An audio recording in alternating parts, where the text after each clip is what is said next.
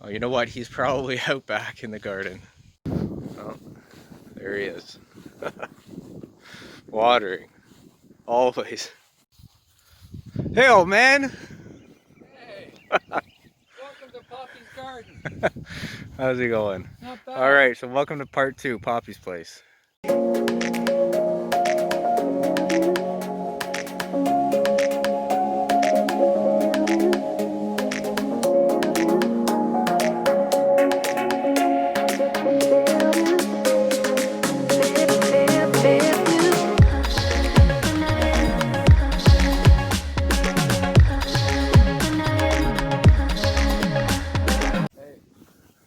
these pots I put in here, I usually buy plants and they die every year after one season. So we decided to do something different. I went and bought roses. And after the fall, when they start to wither off, I'm going to roll them into the garage, and that'll protect them. And I can roll them back out. I may not have to replace them every year. That would protect them. So we just tried that. The last time I done this video, there was bushes back here. It was covering this window. This window was covered just like this tree's covering. So I dug them all out, and we're going to put nice flowers in here now. Better for the bees, because the bushes gave nothing. There was no flowers. I mean, they looked okay, but they were covering the window. And then my wife went out and got these. The bees just love this stuff. And this comes back every year, so I'm thinking of putting these in there. Give lots of color. The bees like them. Helps the bees, helps me. These are unbelievable. When they're blooming like this, I know you can't smell them, but the smell is unbelievable. You can smell it almost a block away. It's just absolutely gorgeous. And then I planted more roses. Actually, I planted this year, I planted on 13 rose bushes. 13 of them I put in. I bought this 2 years ago. I thought it was going to die. I bought it for around $4. It survived the winter, and now it's looking pretty good. It's got some nice roses, and these are all flourishing now.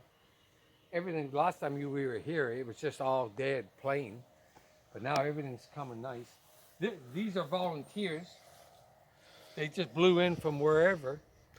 So I figured I would leave them. There's one here, one there, and one over there. It gives the garden color, so I figured just leave them in there. The last video we done, I told you this was my favorite apple tree. Well, look at it now. It's absolutely gorgeous. It's open to the sun.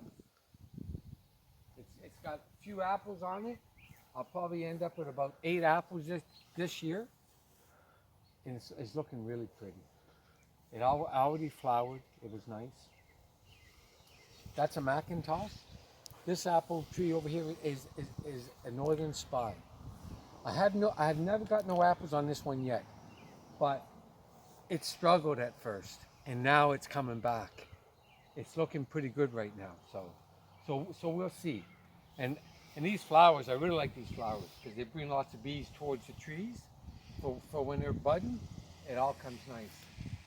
Okay, so also, if you have apple trees and you have a hard time getting them to actually fruit, sometimes the problem, not always, but the problem can be the timings on when they bloom. Northern Spy is a notorious very, very late season bloomer. So it could be an issue. It could just be the tree getting stronger and coming up. It could be an issue with bloom timing. It might be that some of the other apple trees he has around bloom really early, and this one is by itself blooming late, a month later than everything else. So when you're looking up apples and you're going to try to get a couple apples to get cross-pollination, make sure you look up bloom time, and when in doubt, just get lots of different varieties and plant them all, relatively close to each other, and then you should be able to kind of get that triggering wave of blooming all season long, and each one will kind of take care of the other ones. So, my rhubarb, which this is the small one. This is the small one. I've already picked the other one, and it's starting to come back. But I was talking to my neighbor next door, and she done a couple of years ago. She took this rhubarb leaf, and she dug a hole.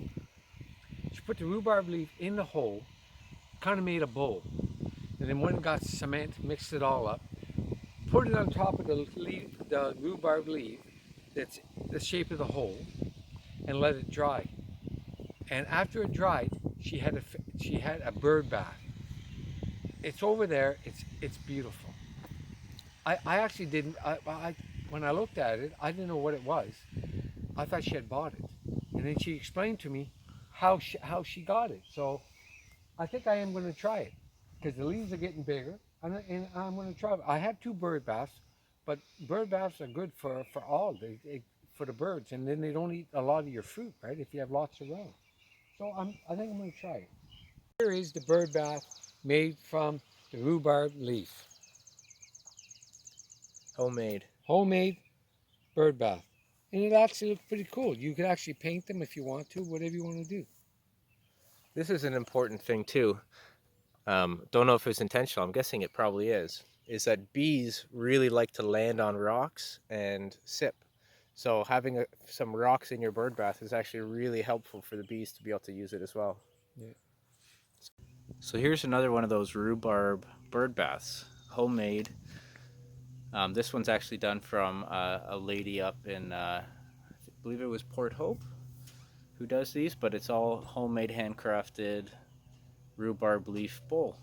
Just dig a hole, put a rhubarb leaf in, pour some concrete, and you've got a really nice ornamental bird bath for cheap. So this is like my berry patch. This is a red currant. They'll get berries. They're starting here. If you look, they're starting already.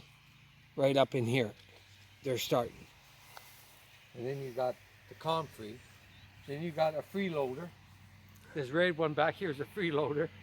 I got them all over. I may cut that one out though. And then this is the big rhubarb patch. We've already cut them out and took it in the house, and we've made a few rhubarb pies, which they're pretty good. This is the raspberry patch. All through here are raspberries, and down along here, strawberries. These are the strawberries I stole off my son-in-law that's taking this video. And then you come to more raspberries. This thing is full of raspberries. The whole bush is full of raspberries. I cut all the bad canes out, left the good ones, and this is the result. The tree looked, I think I only left 4 canes, and there has to be at least 15 canes here. And this is the same. I cut it out, and it just flourished. The minute you start cutting all the bad out, it just helps the plant so much. And down in here, more raspberries, freeloaders. Raspberries doing what raspberries are gonna do. And then you got in here comfrey, all flowered. I cut them down, put them around all my fruit trees. I've cut lots down. This is all through here up with comfrey. I cut it all down right to the ground. It comes back up. This is a hash cap. If you come in close, you will see they're on there. Hash caps. Tastes nice. This bush is full of them. Look through this whole bush, it's full of hash caps. Everywhere you look, hash caps. No matter where. No matter where you look. These are my birches. I got these off my son-in-law who's doing the video. They were probably this big when I got them. Here to there. Look at this. There's 4 of them in there. They're coming beautiful. Another one here. Another birch. Same thing. Might have been that big. Not much more. I think they're going on 3 years now, right? This one here. This one's taller than me. It's starting to get that whitey wood now, eh? Like it's still brown, but you can see it's going like a little bit whitey. It's starting to turn. Maybe another year or so. Maybe 2. But they're doing well. Then we got more lilacs. I got hash caps up here again. I have lots of hash caps. Oh, you've been sneaking them into these beds. These are traditionally they were ornamentals, and now you're putting all the food in. My wife thought they were flowers. I told her the other day, no, they're hash caps. Hey, so this is a good example of. Let me just talk about this. So I get a lot of comments on my videos about I can't do this kind of stuff because I have an HOA, a homeowners association, and they only let me plant ornamentals. They don't let me plant any kind of food anywhere, so I can't do it. This is a technique actually that a lot of people in that situation will talk about, and it's called basically ornamental mimicry. So if you're a homeowners association, the thing that you really don't want is you don't want someone growing, giant trellised square dirt box gardens with lettuce and tomatoes growing up trellises with a rain barrel on the front lawn. A lot of people don't like that look, and whatever, if it's a homeowners association and it's their say, they get to say it. And that's the rules. However, doesn't mean you can't plant food, because this is an ornamental plant, this is an ornamental bush, those are ornamental flowers right there. This is a very ornamental plant as well. It just happens to be called the haskap, and it happens to give you food. So there's no way that any homeowners association is going to come in and say, this bush, pull it out. We don't want that bush. So you can, there's a lot of even leafy greens like Swiss chard and collards that are very ornamental, nice looking plants that you can squeeze in and sneak into an ornamental bed inside of a homeowners association. Take pride in your bed, edge it out nicely, have it looking real nice with a bird bath and some ornamental things, and nobody knows that you're growing food except. This is new. This is a white lilac. I planted that this year. Same as that one up there that's struggling. They're both white lilacs. We've only had purple and dark purple, so I wanted a white one. But this one's doing really well. This likes it in this spot. I think it's the hascaps. They're friends. I think they're friends. I think that is what it is. This is a lilac down here. I told you last year, this thing was full of blooms. Look, it's still got the blooms now. You can actually see it. These are lilacs over here too. These are lilacs. These blooms are absolutely beautiful. Look at them. And bees, they love that. So once them blooms come down, I'll shape this down again. Cut it back down, and that helps the plant grow again next year. It'll be full again. Same as those over there. They've already bloomed, and I've already cut them.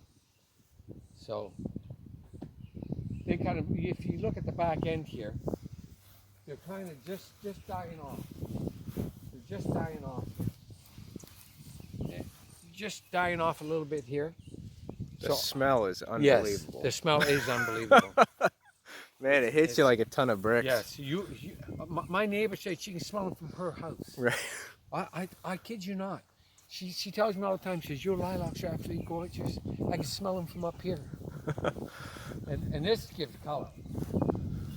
It's got little flowers, but it's the color that looks so nice. And this plant is a runoff of that one there. Under the ground, up it comes. So I'm going to have another one here. And then you got lilacs over here.